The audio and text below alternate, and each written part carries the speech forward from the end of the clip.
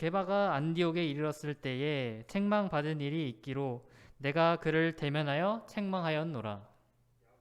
여기서 온 어떤 이들이 이르기를 그가 대강인과 함께 먹다가 그들이 오매 그가 할례자들을 두려워하여 떠나 물러가매 남은 유대인들도 그와 같이 외식함으로 바나바도 그들의 외식에 유혹되었느니라. 그러므로 나는 그들이 복음의 진리를 따라 바르게 행하지 아니함을 보고 모든 자 앞에서 게바와 내가 유대인으로서 이방인을 따르고 유대인답게 살지 아니하면서 어찌하여 억지로 이방인을 유대인답게 살게 하렸냐 하였노라. 우리는 본래 유대인이요 이방 죄인이 아니로되 사람이 의롭게 되는 것은 율법의 행위로 말미암이 아니요 오직 예수 그리스도를 믿음으로 말미암는 줄 알므로 우리도 예수를 믿나니 이는 우리가 율법의 행위로서가 아니고 그리스도를 믿음으로써 의롭다함을 얻으려 함이라. 율법의 행위로서는 의롭다함을 얻을 육체가 없느니라. 만일 우리가 그리스도 안에서 의롭게 되려 하다가 죄인으로 드러나면 그리스도께서 죄를 짓게 하는 자냐? 결코 그럴 수 없느니라. 만일 내가 헐었던 것을 다시 세우면 내가 나를 범법한 자로 만드는 것이라. 내가 율법으로 말미암아 율법에 대하여 죽었나니 이는 하나님에 대하여 살려 함이라. 내가 그리스도와 함께 십자가에 못 박혔나니 그런즉 이제 내가 사는 것이 아니요 오직 내 안에 그리스도께서 사시는 것이라. 이제 내가 육체 가운데 사는 것은 나를 사랑하사 나를 위하여 자기 자신을 버리신 하나님의 아들을 믿는 믿음 안에서 사는 것이라. 함께 읽겠습니다. 내가 하나님의 은혜를 패하지 아니하노니 만일 의롭게 되는 것이 율법으로 말미암으면 그리스도께서 헛되이 죽으셨느니라. 아멘. 오늘은 갈라디아서 2장 11절부터 21절로 은혜로 살고 계십니까? 라는 제목으로 함께 나누도록 하겠습니다. 갈라디아서는 갈라디아라는 이름을 가진 교회로 쓰인 서신이 아닙니다. 갈라디아서는 비시디아 안디옥, 이고니온, 루스드라, 더베 등을 중심으로 남부 갈라디아 지방의 교회들에 쓰였습니다. 여러분에게 이러한 갈라디아 남부 지방 도시들의 이름이 익숙하실 것입니다. 이 도시들의 이름은 사도행전에서 바울과 바나바가 1차 선교 여행 때 방문한 도시들의 이름이기 때문입니다. 우리가 알다시피 바울과 바나바는 1차 선교 여행을 통해 많은 이방인을 그리스도인으로 만들고 많은 제자들을 양성했지만 그만큼 유대인들에게 미움도 많이 받았습니다. 바울의 복음 전파를 싫어했던 유대인들이 바울을 돌로 치려 하였기에 바울은 이고니온에서 도망쳐야 했고 루스드라에서는 돌에 맞아 바울이 죽은 줄 알고 갈 정도로 바울은 복음 전파 중에 심한 핍박을 받았습니다. 그만큼 갈라디아 교회는 바울이 고난 중에 얻은 수고의 첫 열매라고 할 수 있습니다.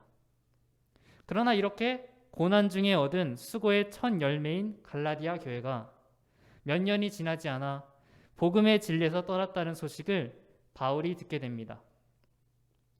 갈라디아 교회가 복음에서 떠나게 된 배경은 이렇습니다.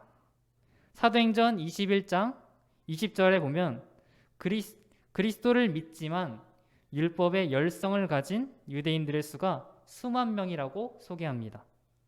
이 사람들은 그리스도를 믿어야 하는 것을 부인하지는 않지만 구원을 얻기 위해서는 그리스도에 대한 믿음 외에 할례와 구약 율법을 반드시 지켜야 한다고 주장했습니다.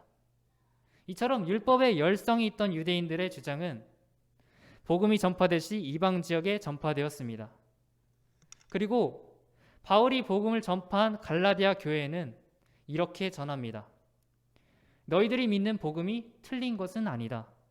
그러나 완전하지 못하니 우리가 완전한 복음을 알려주겠다. 라고 바울이 다른 복음이라 부르는 거짓 가르침을 갈라디아 사람들에게 전파합니다. 다른 복음의 내용은 앞서 설명드린 것과 같이 예수 그리스도만을 믿는 것은 반쪽 구원이니 할례와 율법을 지킴으로 완전한 구원을 얻어야 한다는 것입니다. 또한 그들은 바울의 복음이 반쪽 구원이라는 주장을 뒷받침하기 위해서 갈라디아 사람들로 하여금 바울의 사도적 권위를 의심하게 만듭니다. 예를 들어 전도사인 제가 성경의 한 부분에 관해서 A라고 주장하였고 성도들은 그렇게 믿었습니다. 하지만 얼마 뒤에 목사님이 동일한 부분에 대하여 B라고 말씀하신다면 여러분은 어떤 것을 받아들이겠습니까? 통상적으로는 경험이 많고 성경도 더 많이 연구하시고 교회 안에서 지위가 더 높으신 목사님의 말씀을 따르게 될 것입니다. 이처럼 율법에 열성적이던 유대인들은 바울의 권위가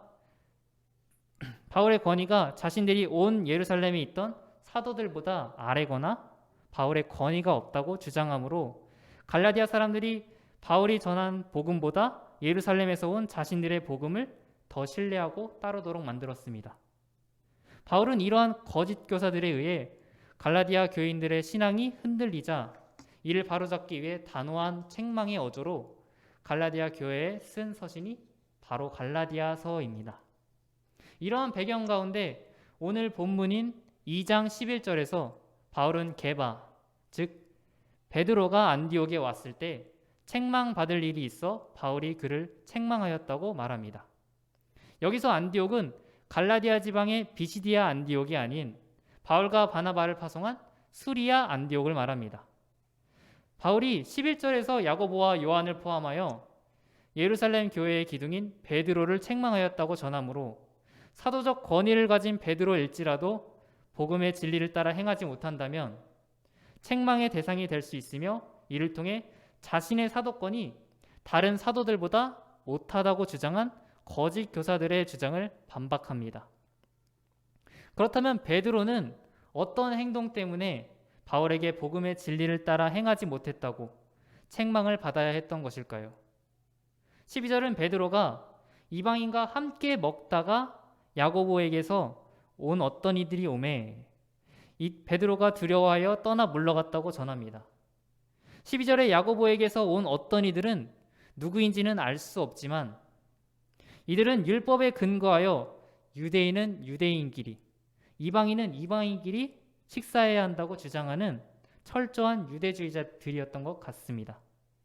그리고 이들의 성향을 봤을 때 사도행전 15장에서 예루살렘 공의회의 의장으로서 바울의 이방 선교를 인정하고 이방인에게 복음의 자유를 인정한 야고보가 보낸 사람들은 아니었을 것입니다. 그렇기에 아마 12절에 야고보에게서 온 어떤 이들은 야고보가 감독으로 있던 예루살렘 교회에서 개인적으로 안디옥을 방문한 사람들을 지칭하는 말이었을 것입니다. 그리고 12절이 마치 베드로가 이방인과 식사하던 중에 유대주의자들이 안디옥에 와서 베드로가 급하게 그 자리를 떠난 것처럼 이해되지만 원어로는 원어에 있는 먹다가는 본래 미완료 과거 용법으로서 해석하자면 베드로가 이방인과 함께 식사를 하곤 했다로 이해할 수 있습니다. 베드로는 우리가 잘 알다시피 이미 보자기 환상과 고넬료 사건을 통해 이방인과 식사 교제하는 것이 더 이상 속된 것이 아님을 알았습니다.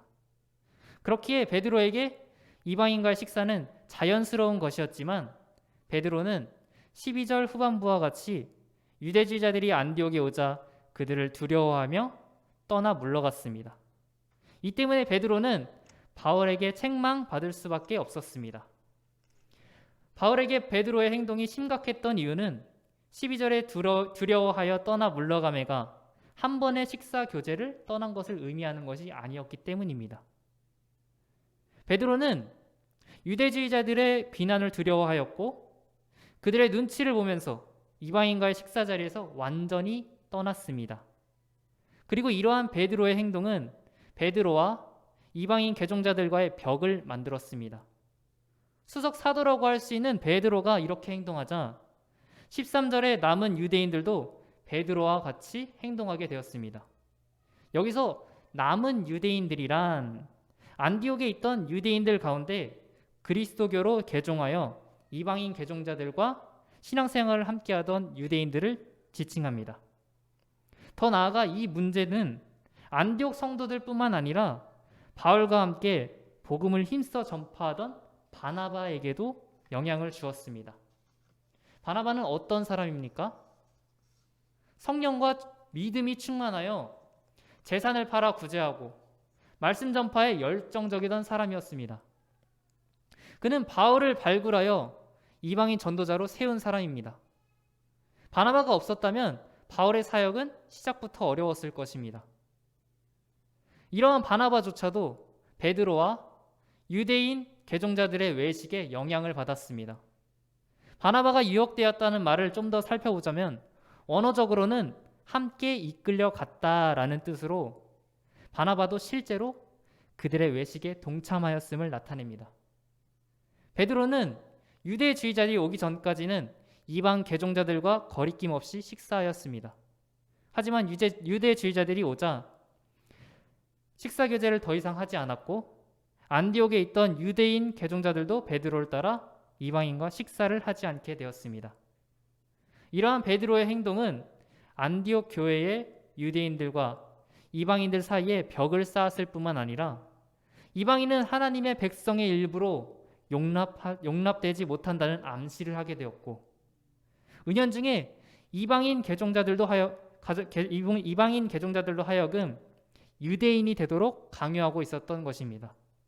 베드로는 하나님께서 이방인도 정결케 하심으로 예수 그리스도를 믿으면 이방인도 하나님께 온전하게 용납된다는 사실을 보자기 환상과 고넬료 사건을 통해 알고 있었습니다.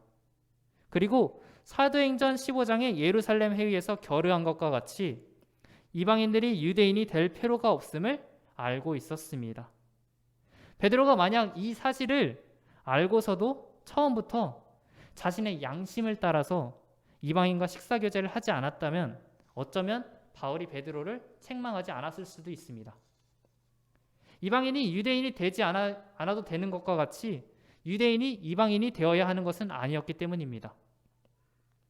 그러나 베드로는 이방인과 같이 율법으로부터 자유함을 얻어 이방인과 식사 교제를 거리낌 없이 하다가 비난받는 것이 두려워 다시 율법을 따라 행함으로 이방인 개종자들로 하여금 유대인이 되도록 은연중에 강요했기 때문에 베드로는 바울의 책망을 피할 수 없었습니다.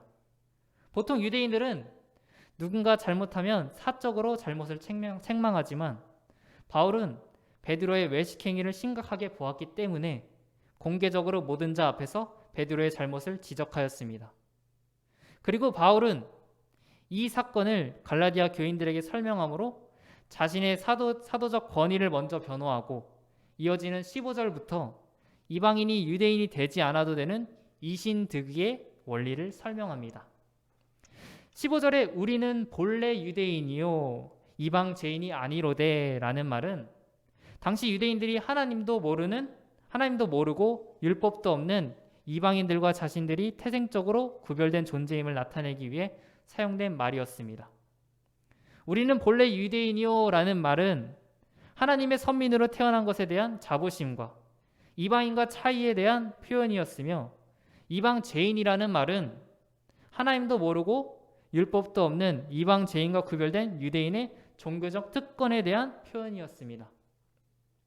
바울은 의도적으로 유대인들이 선민의식을 나타내기 위해 사용했던 용어들을 사용하므로 바울을 포함하여 베드로와 모든 유대인 개종자들은 본래 율법에 매여 있었고 이방인은 하나님도 모르고 율법도 없던 존재였지만 이제는 누구나 믿음으로 의롭게 된다는 사실을 드러냅니다.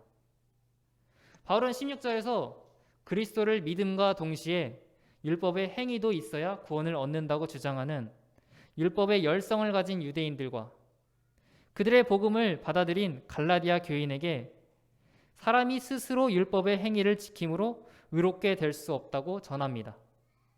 그리고 개역 개정에서는 생략되었지만 16절 후반부에 의롭다함을 얻을 육체가 없느니라의 육체는 원어로 모든 육체로서 본래 유대인이던 이방 죄인이던 상관없이 누구든지 율법의 행위로서 의롭다함을 얻을 사람이 없음을 밝힙니다. 더 나아가 바울은 자신이 전한 복음과 같이 사람이 의롭다함을 받을 유일한 방법은 오직 예수 그리스도를 믿는 것뿐임을 강조합니다. 율법의 열성을 가진 유대인들은 잊어버린 것 같지만 율법이라는 것이 처음 시내산에서 이스라엘에게 주어졌을 때부터 그 기능은 같았습니다.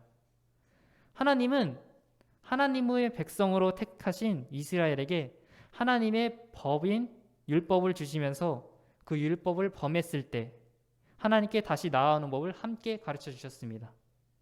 즉 하나님께서는 율법을 이스라엘에게 주시면서부터 그 누구도 율법으로 의롭다함을 받을 수 없을 것을 아셨던 것입니다. 그렇다면 하나님께서는 율법을 왜 주신 것일까요? 그 이유는 율법이 기준이 되어 하나님의 백성은 하나님의 은혜가 필요한 존재임을 기억하고 하나님의 은혜를 구하는 자리로 나아오게 만들기 위함이었습니다.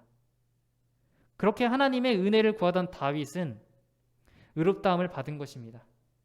다윗은 하나님 앞에 완벽한 인간이었나요? 그렇지 않습니다. 그렇지만 그는 매사에 하나님의 은혜를 구하였으며 죄를 지었을 때도 하나님 앞에 철저하게 회개하였습니다. 그리고 하나님께서는 이러한 다윗을 의롭다 하시고 열왕기에 나오는 모든 왕들의 기준으로 삼으셨습니다. 하나님은 하나님 앞에 완벽하게 행하고 하나님의 은혜를 구하지 않는 사람보다 죄를 짓더라도 하나님 앞에 회개하고 매사에 하나님의 은혜를 구하는 사람을 더욱 기뻐하십니다. 여러분은 하나님을 믿지 않고 하나님을 대적하는 인생을 살아온 아합 왕을 알고 계실 것입니다. 그는 하나님 앞에 악행을 일삼았지만 그의 회개에 하나님은 아합에게 재앙을 내리지 않으셨습니다. 그리고 이스라엘의 원수이며 이방 민족인 아스르의 수도 니느웨가 하나님께 회개하자 하나님께서는 계획하셨던 재앙을 거두셨습니다. 하나님께서는 악인이어도 이방인이어도 하나님께 회개하고 하나님의 은혜를 구하는 자들을 외면하지 않으시는데 하물며 하나님께 우리 죄를 위하여 보내신 그 아들 예수 그리스도를 믿는 사람들을 외면하시겠습니까? 이제 율법은 예수 그리스도로 인하여 완성된 것입니다. 그러므로 본문의 17절 상반절과 같은 의문은 어리석은 것입니다. 17절 상반절을 풀어보자면 그리스도만 믿고 있다가 결과적으로 율법에 의하여 죄인으로 판명되면 어떻게 되냐는 질문입니다. 바울은 이러한 질문에 만약 그렇다면 하나님의 아들 예수 그리스도는 당신을 믿는 자들로 하여금 죄를 짓도록 만든 죄의 조장자가 되기에 절대 그럴 수 없다고 단호하게 답합니다.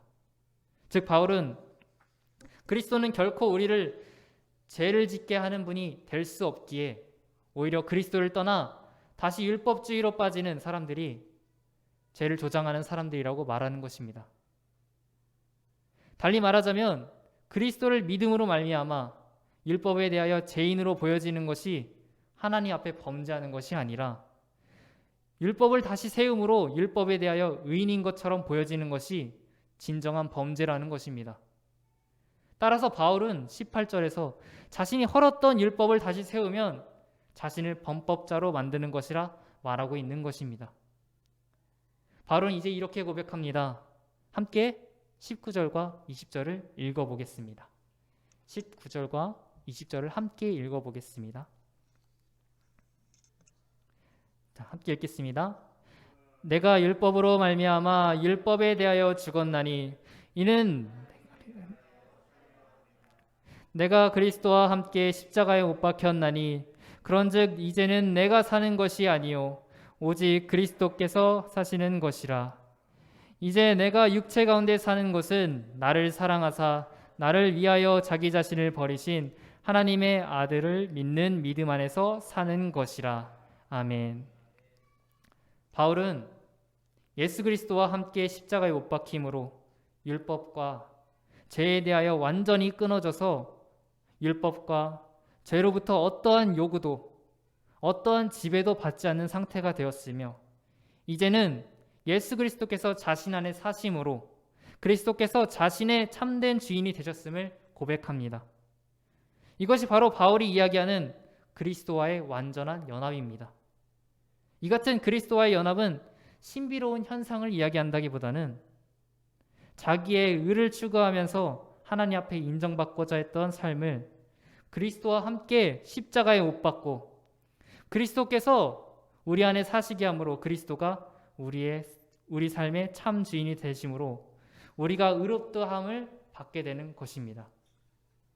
십자가에 죽고 그리스도께서 우리 안에 사시게 되어 그리스도와 완전한 연합을 이룬 우리는 이제 대속제물이 되어주신 그리스도를 위한 삶을 살았던 바울과 같이 그리스도를 위하여 살아가야 하는 것입니다. 마지막으로 바울은 21절에서 율법의 열성을 가진 유대인들과 같이 복음의 도를 저버리고 율법주의에 굴복하여 하나님 앞에 범법자가 되지 않을 것을 고백하면서 유대주의자들과 율법의 열성을 가진 유대인들의 주장은 그리스도의 복음을 헛된 죽음으로 만들고 있음을 전합니다. 여러분은 어떠한 삶을 살고 계신가요? 바울과 같이 십자가에 그리스도와 함께 못 박히시고 여러분 안에 그리스도께서 사시는 삶을 살아가고 계신가요? 더 이상 죄와 율법이 여러분의 주인이 아닌 그리스도를 여러분의 참 주인으로 모시면서 살아가고 계신가요? 아니면 오늘도 예배를 드리지만 구원받지 못할 존재 같다고 자책하면서 살아가고 계신가요?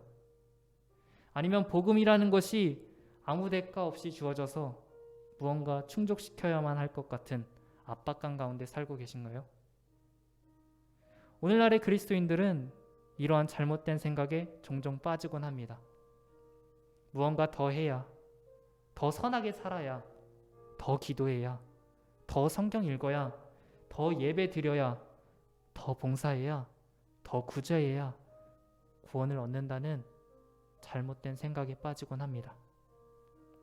우리는 대가 없이 주어지는 무언가에 익숙하지 않기 때문입니다.